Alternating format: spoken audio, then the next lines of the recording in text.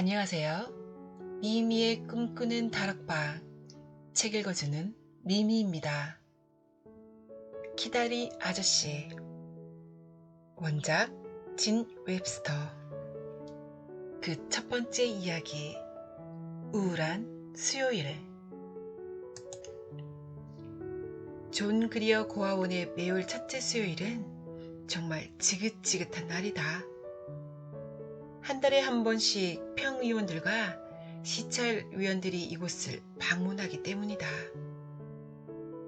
97명의 원생들은 고아원 구석구석을 청소하느라 정신없이 바빴다. 바닥은 얼룩 하나 없이 깨끗해졌고 의자에는 먼지 하나 없었으며 침대 시트 역시 주름 하나 없이 깨끗하게 정돈되었다. 청소가 끝나면 제루시아 에버트는 아이들을 빡빡 문질러 세수시키고 머리카락이 뽑힐 정도로 힘껏 빗질을 한 다음 빳빳하게 풀먹인 고아원 제복을 입혔다. 그러고는 원생들에게 평의원들이 물어볼 때 네, 그렇습니다. 아니요, 그렇지 않습니다로 대답하도록 꼼꼼히 주의를 주었다.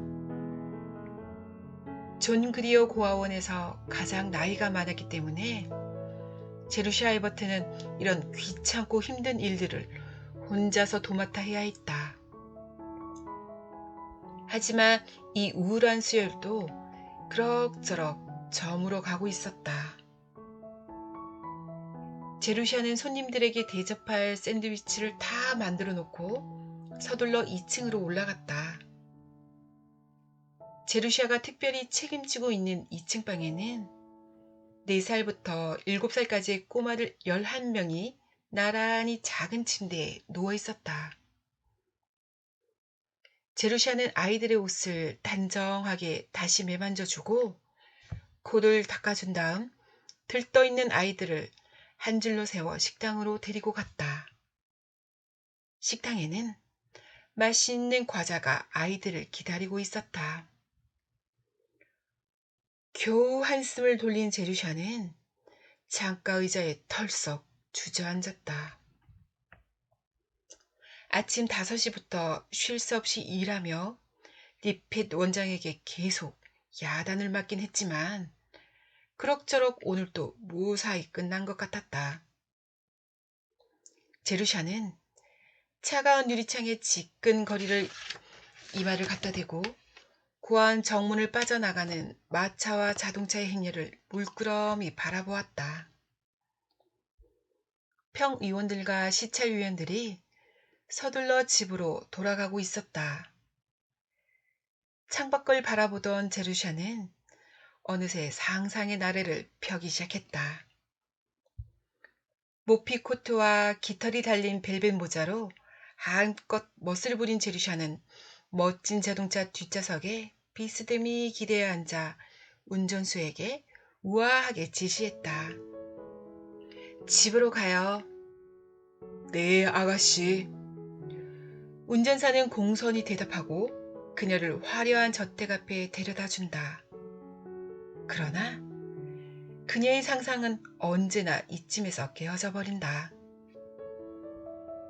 제루시아는 태어나서 지금까지 고아원에서만 쭉 자라왔기 때문에 고아원 밖에서 지내는 다른 사람들의 생활을 도저히 상상할 수 없었던 것이다. 제루시아 에버트 사무실로 오래요. 빨리빨리 가보세요. 성가대원인 토미 딜런이 이렇게 노래를 부르며 2층으로 올라오고 있었다. 토미의 노랫소리가 점점 가까이 들리자 제루샤는 토미의 노래를 가로막으며 물었다. 누가 날 부르는데? 리핏 원장님이 사무실에서 무지하게 화나셨나 봐. 아, 맨! 토미는 심한 개구장이었지만 거짓말로 제루샤를 놀라게 할 아이는 결코 아니었다. 제루샤는 이마를 찡그리면서 원장실로 내려갔다. 무슨 실수를 저질렀지? 샌드위치를 너무 두껍게 썰었나? 혹시 호두 과자에 호두 껍질이 들어간 건 아닐까? 여자 손님이 수지 호선에 구멍 뚫린 양말을 보셨나? 아, 무서워. 아니면 내가 맡은 방에 어떤 아이가 평 의원님에게 버릇없이 행동한 건 아닐까? 아래층의 기다란 복도에는 아직 불이 켜 있지 않았다. 제루시아가 아래층에 내려갔을 때 맨 마지막으로 돌아가는 평 의원 한 분이 주차장으로 통하는 문을 막 나서고 있었다. 키가 엄청 큰 사람이었다. 그 키가 큰 사람은 손을 흔들어 차도에서 기다리고 있던 자동차를 불렀다. 다가온 자동차의 헤드라이트 불빛이 벽에 그 남자의 그림자를 만들어 주었다. 바닥에서부터 복도의 벽까지 걸쳐 있는 그림자는 꼭 휘청휘청 걸어가는 엄청나게 커다란 거미 같았다. 걱정으로 이마를 찌푸렸던 제루샤는 그만 웃음을 터뜨리고 말았다. 마음이 밝아진 제루샤는 입가에 웃음을 머금고 사무실로 걸어갔다. 그런데 놀랍게도 리펫 원장 역시 손님을 맞을 때처럼 기분 좋은 표정으로 앉아 있었다. 앉거라, 제르샤. 내게 할 이야기가 있다. 제르샤는 바로 옆에 있는 의자에 앉아 숨을 죽이고 리펫 원장의 말을 기다렸다. 그때 자동차 불빛이 창문을 잠시 비추고 멀리 사라졌다. 리펫 원장은 그쪽을 힐끗 쳐다보면서 제루샤에게 물었다. 지금 막 나가신 손님을 보았니? 뒷모습만 보았어요. 그분은 우리 고아원을 위해 많은 돈을 기부하시는 훌륭한 병의원님이시다. 이름은 말할 수가 없구나. 그분은 이름을 숨기는 걸 첫째 조건으로 내세우셨거든. 제루샤는 눈이 휘둥그레졌다.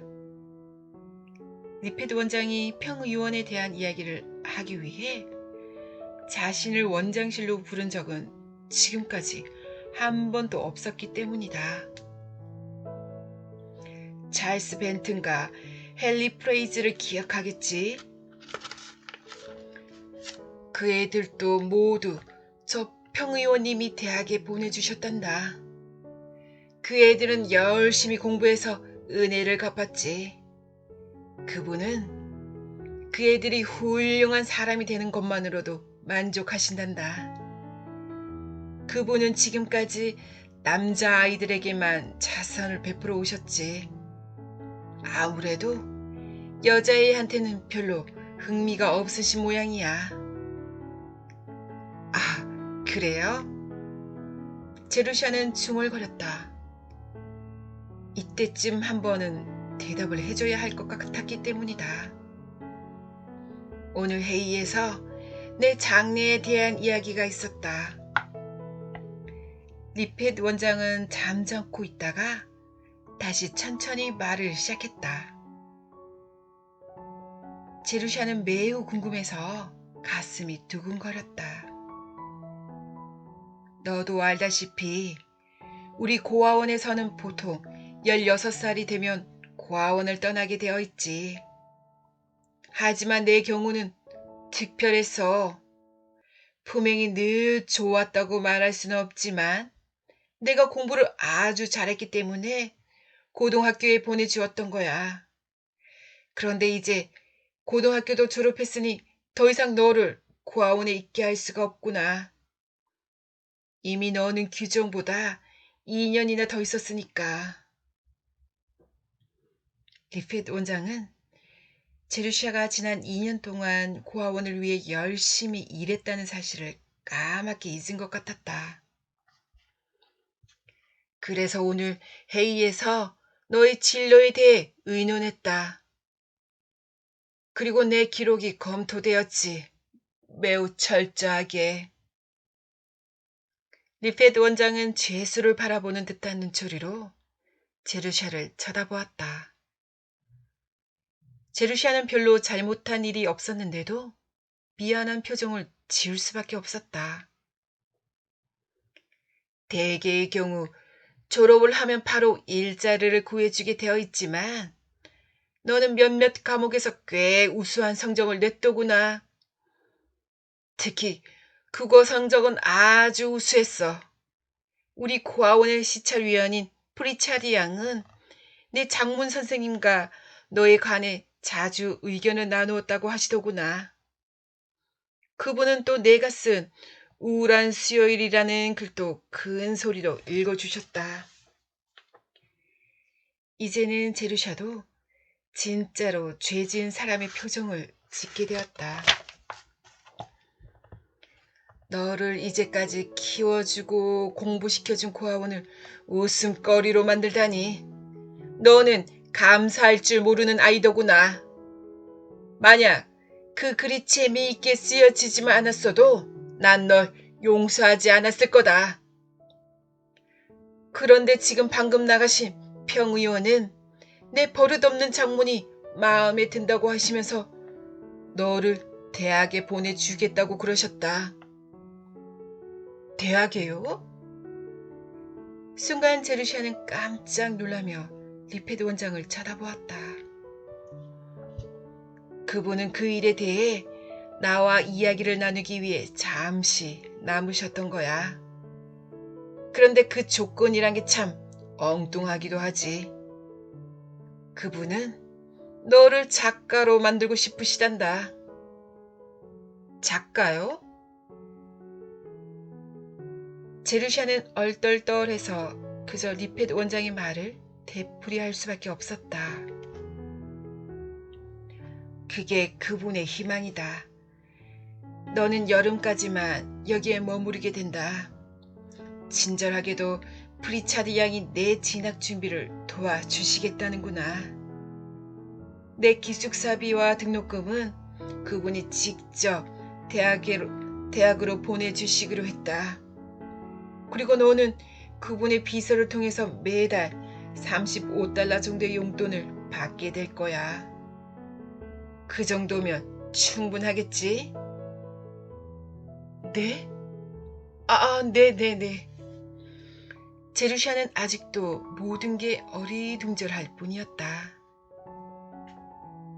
그 대신 너는 한 달에 한 번씩 그분께 편지를 써야 해.